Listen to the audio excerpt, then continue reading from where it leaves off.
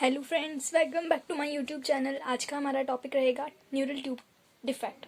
सबसे पहले अगर आपने हमारे चैनल को सब्सक्राइब नहीं किया अब तक तो सब्सक्राइब करो। सबसे पहले आज हम पढ़ेंगे न्यूरल ट्यूब डिफेक्ट के बारे में, ठीक है। सबसे पहले what is neural tube, neural tube क्या होता है। न्यूरल ट्यूब डिफेक्ट के बारे में पढ़ रहे हैं। सबसे पहले न्यूरल ट्यूब होता क्या है, ठीक है। न्यूरल ट्यूब होता है embryonic precursor of CNS. CNS का एम्ब्रियोनिक प्रिकर्सर होता है, ठीक है।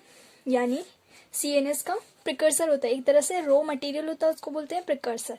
सीएनएस का प्रिकर्सर होता है जो कि एम्ब्रियोनिक स्टेज में होता है, ठीक है। न्यूरल ट्यूब होती है वो फर्दर डेवलप होके सीएनएस का फॉर्मेशन करती है, जो कि दो में डिवाइड हो जाता है आगे, ब्रेन में और स्पाइनल कॉर्ड में, ठीक है। फ्रॉम कंसेप्शन टू 28 डेज, यानी इसका क्लोज, ये न्यूरल ट्यूब कब क्लोज होती है 3 to 4 वीक पर, ठीक है। इसके दो पार्ट होते हैं, एक तो एंटीरियर पोर्शन, दूसरा पोस्टीरियर पोर्शन, ठीक है। न्यूरल ट्यूब डिफेक्ट के बारे में पढ़ रहे हैं। सबसे पहले हम पढ़ रहे हैं न्यूरल ट्यूब होती क्या है। न्यूरल ट्यूब एक सीएनएस का प्रिकर्सर होती है जो कि एम्ब्रियोनिक स्टेज में होती है। इसमें दो टाइप की ओपनिंग होती है, एक तो एंटीरियर पोर्शन होता है, दूसरा पोस्टीरियर पोर्शन होता है। और ये कब क्लोज होती है 3 to 4 वीक्स पर, ठीक है। जब कंसेप्शन हो जाता है उसके 28 डेज तक, यानी 3 to 4 वीक पे ये क्लोज हो जाती है, ठीक है। अब हम पढ़ेंगे न्यूरल ट्यूब डिफेक्ट। अगर इस न्यूरल ट्यूब में किसी भी प्रकार का कोई डिफेक्ट आ जाता है तो आगे सीएनएस का फॉर्मेशन नहीं होगा। सीएनएस नहीं बनेगा तो ब्रेन का फॉर्मेशन और स्पाइनल कॉर्ड का फॉर्मेशन डिफेक्ट हो जाएगा, ठीक है। इसलिए स्पाइनल कॉर्ड में कोई भी डिफेक्ट नहीं होना चाहिए। तो स्पाइनल कॉर्ड के डिफेक्ट पढ़ेंगे हम। स्पाइनल कॉर्ड में दो टाइप का डिफेक्ट हो सकता है, एक तो एंटीरियर पार्ट में डिफेक्ट हो सकता है, दूसरा पोस्टीरियर पार्ट में। सबसे पहले हम पढ़ेंगे एंटीरियर पार्ट में डिफेक्ट कौन कौन से होते हैं, ठीक है। एंटीरियर पार्ट की डिफेक्ट है एनेंसिफिली। एनेंसिफिली में क्या होता है, जब वॉल्ट का एब्सेंट होता है तो तब होता है एनेंसिफिली। अब वॉल्ट क्या होता है, वॉल्ट दो फ्रंटल बोन, दो पैराइटल बोन, एक ऑक्सीपिटल बोन और upper border of temporal bone, इन सब से मिलकर बना होता है वोल्ट। अगर वोल्ट एब्सेंट होता है तो एनेंसिफिली होता है, ठीक है। समझ आ गया न्यूरल ट्यूब क्या होता है और न्यूरल ट्यूब के डिफेक्ट क्या क्या होते हैं, ठीक है। दो डिफेक्ट होते हैं, एक तो एंटीरियर पार्ट में होता है, दूसरा पोस्टीरियर पार्ट में होता है। पहला हमने पढ़ा एंटीरियर पार्ट में अगर डिफेक्ट होगा तो एनेंसिफिली होगा, और दूसरा हम पढ़ेंगे पोस्टीरियर पार्ट में डिफेक्ट होगा तो क्या होगा।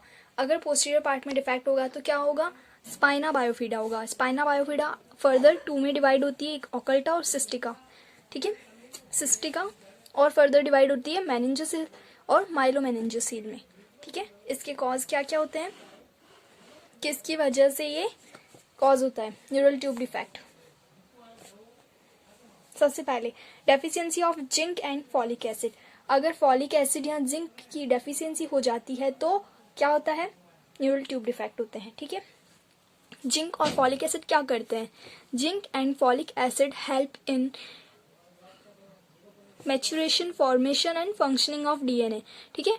डीएनए के मैच्योरेशन में, फॉर्मेशन में और फंक्शनिंग में। अगर सोचो डीएनए का मैच्योरेशन, फॉर्मेशन और फंक्शनिंग ही नहीं होगी तो क्या डीएनए किसी भी प्रकार के कोई स्ट्रक्चर बना सकेगा, जो मटेरियल होगा वो बना सकेगा, नहीं बना सकेगा ना। इसलिए डीएनए का फॉर्मेशन होना बहुत ज़रूरी है। अगर जिंक और फॉलिक एसिड की डेफिशिएंसी होगी तो डीएनए का फॉर्मेशन ही नहीं होगा, वो फंक्शन ही नहीं कर पाएगा प्रॉपर फंक्शन नहीं होने की वजह से और प्रॉब्लम आ सकती है। इसलिए जिंक और फॉलिक एसिड की टैबलेट्स दी जाती है इसको प्रिवेंट करने के लिए। जिंक और फॉलिक एसिड की डेफिशिएंसी को प्रिवेंट करने के लिए फॉलिक एसिड की टैबलेट्स दी जाती है, जो कि बेबी कंसेप्शन करने से बिफोर 1 मंथ, कंसेप्शन करने से 1 मंथ पहले फॉलिक एसिड की टैबलेट्स दी जाती है। कितनी, 400 माइक्रोग्राम पर डे, ठीक है।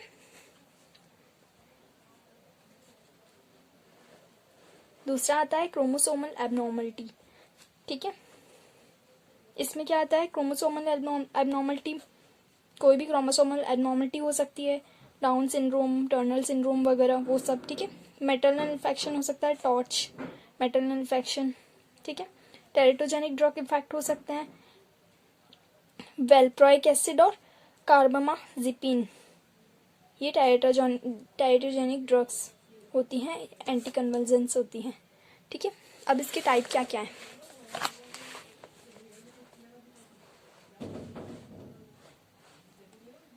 स्पाइना बायोफिडा ओकल्टा, पहला पढ़ेंगे हम स्पाइना बायोफिडा ओकल्टा, दूसरा पढ़ेंगे स्पाइना बायोफिडा सिस्टिका, ठीक है। स्पाइना बायोफिडा ओकल्टा क्या होता है?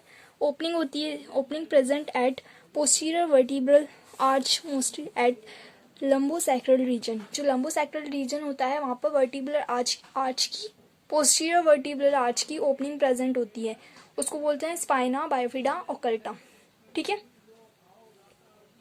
क्या होती है? ओपनिंग प्रेजेंट होती है और इसमें स्किन इंटैक्ट होती है, no involve of meninges and spinal cord. इसमें ध्यान रहे स्पाइनल कोड और मेनिंजेस का इन्वॉल्वमेंट नहीं होता है। अगर स्पाइनल कोड और मेनिंजेस का इन्वॉल्वमेंट होगा तो न्यूरोलॉजिकल डिफेक्ट होगा, न्यूरोलॉजिकल डिफेक्ट हो सकता है। इसमें सिर्फ स्पाइना बायोफिडा और मेनिंजेस इन्वॉल्व नहीं है, इसलिए ये एब्सेंट होगा न्यूरोलॉजिकल डिफेक्ट।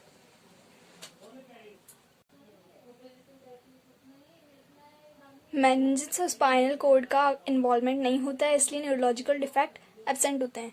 अब दूसरा आता है स्पाइना बायोफिडा सिस्टिका। पहला हमने पढ़ा ओकल्टा, अब दूसरा पढ़ रहे हैं सिस्टिका। इसमें सिस्ट का फॉर्मेशन होता है। इसमें क्या होता है? ये दो टाइप का होता है, मेनिंजोसील और माइलोमेनिंजोसील।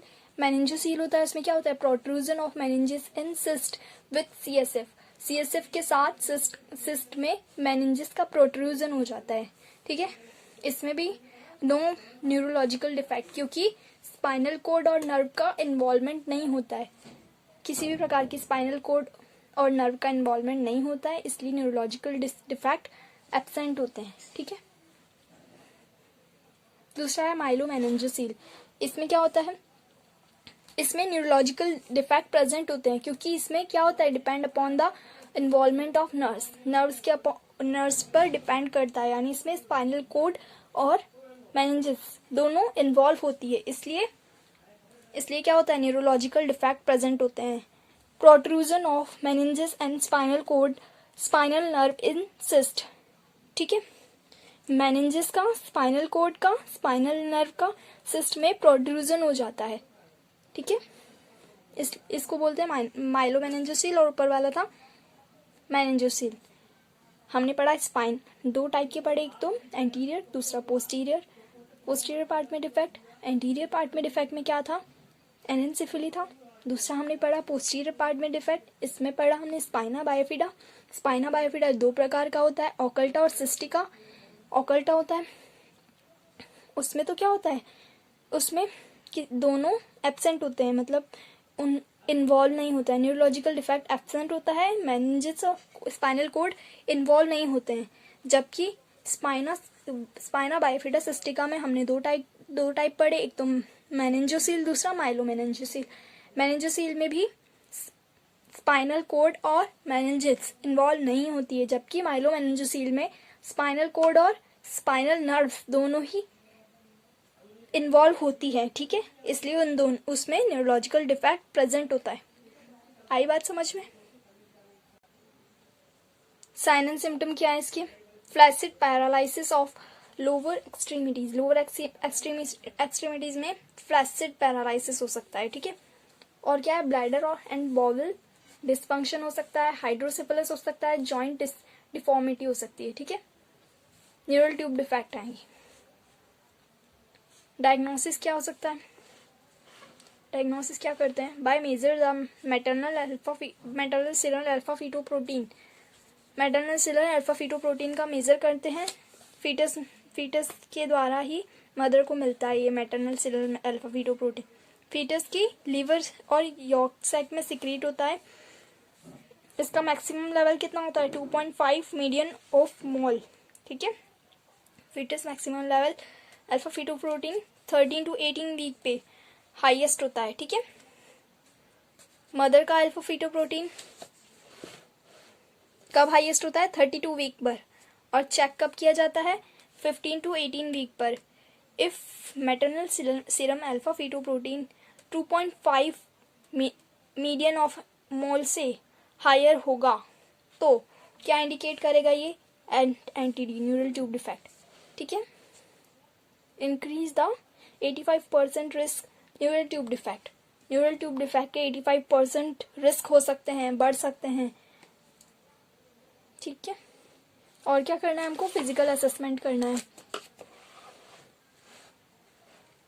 फिजिकल असेसमेंट करना है। और दूसरा मैनेजमेंट क्या क्या हो सकता है? इफ़ CSF लीक, अगर डिलीवरी हो गई है, आफ्टर डिलीवरी CSF लीक हो रहा है उस सैक में से, वो सैक प्रेजेंट होता है उसमें, अगर CSF लीक हो रहा है तो सर्जरी विद इन 24 आवर्स में, और अगर CSF लीक नहीं होता है तो आफ्टर 48 आवर्स में, ठीक है, सर्जरी परफॉर्म करी जाती है। नर्सिंग मैनेजमेंट क्या होता है? सबसे पहले पोजीशनिंग, बेबी होगा उसको वो सैक होगा, उसकी वजह से पोजीशनिंग देनी पड़ेगी, क्योंकि वो कहीं भी अगर टच होगा तो पेनफुल सेंसेशन आ सकता है बेबी को, ठीक है। इसलिए सबसे पहले उसको प्रोन और लेटरल पोजीशन देनी है to prevent pressure of sac. उस सैक के ऊपर प्रेशर को कम करने के लिए बेबी को प्रोन और लेटरल पोजीशन देनी है, ठीक है। केयर कैसे करनी है? Cover the sac with sterile moist normal saline and non adherent cover gauze piece, ठीक है। उसको क्लीन करना है नॉर्मल सेलाइन के साथ, मॉइस्ट नहीं होना चाहिए वो। और क्या करना है? अडेरेंट कवर या गोच पीस के साथ, जो कि नॉन अडेरेंट, जो चिपकने वाला नहीं हो, उसके साथ सैक को कवर करके रखना है, या फिर कोई गोच पीस के द्वारा, ठीक है। अप्लाई एंटीसेप्टिक टेक्निक को अप्लाई करते रहना है, क्योंकि इन्फेक्शन नहीं होना चाहिए बेबी को। Prevent infection, assess for infection regularly, ठीक है। एंटीबायोटिक प्रोवाइड करनी है। और कॉन्ट्राइंडिकेटेड क्या है इसमें? मेन डायपर्स का यूज़ नहीं करना है, क्योंकि डायपर क्या होता है? मॉइस्ट रहता है, उससे इन्फेक्शन इंक्रीज हो सकता है और स्किन क्रैक्ड हो सकती है, ठीक है। आज हमने पढ़ा न्यूरल ट्यूब डिफेक्ट के बारे में। थैंक यू फ्रेंड्स, ये टॉपिक यहीं ख़त्म होता है। अगर आपको समझ आया हो और वीडियो अच्छा लगा हो तो लाइक, शेयर, कमेंट और सब्सक्राइब जरूर करें। Thank you friends.